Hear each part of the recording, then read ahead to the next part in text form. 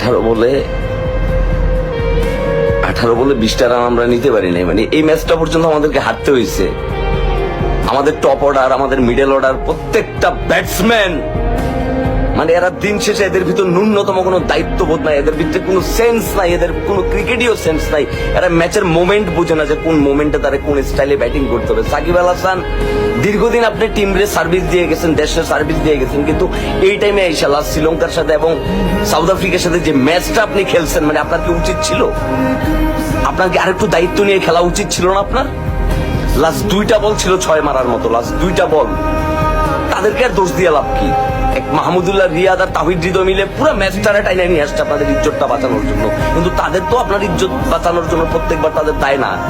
শ্রীলঙ্কার সাথে ম্যাচটা তাহিদ হৃদয়ের, মাহমুদুল্লাহ রিয়াদ ম্যাচটারে জিতাইছে। তাহিদ হৃদয়ের 3টা 6 পুরো ম্যাচের মোমেন্ট ঘুরাই দিয়েছে মাহমুদুল্লাহ রিয়াদ এসে ফিনিশ করছে, কিন্তু আজকের ম্যাচটারে ফিনিশ করছে সাকিব আল হাসান আর হচ্ছে লর্ড শান্ত। এই লর্ড শান্ত হচ্ছে পৃথিবীর সকল লর্ডের লর্ড, সকল লর্ডের লর্ড।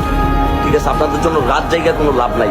এই যে যুক্তরাষ্ট্রের মাঠে, নিউ ইয়র্কের মাঠে এতগুলা অডিয়েন্স ছিল, যারা একটা সিঙ্গেল রান নিলে এতটা চিল্লাফাল্লা করতেছিল, এতটা ক্রাউড করতেছিল, এতটা চিয়ার্স করতেছিল, এতটা চিয়ার আপ করে আপনাদেরকে জাগায় রাখতেছিল, ওই মানুষগুলোর সাথে আপনারা প্রতারণা করছেন। আপনারা দিন শেষে আপনাদের আউট ইনপুটটা, আপনাদের পরিশ্রমটা, আপনাদের এফোর্টটা কোথায় দেন? আপনারা কোথায়? নাইট প্র্যাকটিসে, বিজ্ঞাপনে, দালালিতে, শোরুম কাটাতে কোথায় দেন আপনারা? আপনারা দিন শেষে ক্রিকেটের সাথে আপনারা নাই। মায়ের দোয়া তো দূরের কথা, আপনারা আসলে কোনো দোয়ার যোগ্য না, আপনারা অভিশাপের যোগ্য। কারণ আপনারা আমাদের সাথে যে প্রতারণা করছেন, আপনারা 18 বলে 20টা রান আপনারা এই ম্যাচে বার করতে পারেন নাই। নাজমুল হোসেন শান্ত আর সাকিব আল হাসান এমন টাইমে আউট হয়েছে, আউট হয়ে পুরো ম্যাচটারে কি তারা ডিফিকাল্ট করে ফেলছে। 11 থেকে 15 নাম্বার ওভারে ম্যাচটা ঘুরাইয়া দাঁড় করাইছে এই তাহিদ হৃদয় আর এই মাহমুদুল্লাহ রিয়াদ নিজেও বিশ্বাস করতে পারে নাই যে মানে সে যে ফুল টাচ বলে যেটা মারছে ওই বলটা কি আসলে ক্যাচ হয়ে যাবে, সেটা নিজেও ট্রাস্ট করে নাই। সেটা মানে সে যখন আউট হয়েছে তার ফেসের রিয়েকশনটা দেখতেছিলাম, তার ফেসের রিয়েকশন। খেলার মাঝখানে একটা টাইমে দেখেছি কি মানে যখন আর বলে মনে 11 রান না কত রান দরকার, মানে ওই টাইমে হচ্ছে কি সাকিব আল হাসান দাঁত কেলায় হাসতেছিল। মানে আপনাদের লজ্জা করে না?